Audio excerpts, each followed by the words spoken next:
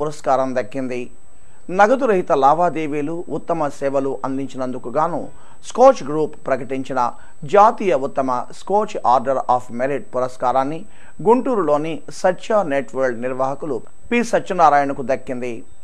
Reserve Bank of India deputy governor Urjit Singh award గ్రహీతను ముంబైలో ప్రత్యేకంగా అభినందించారు.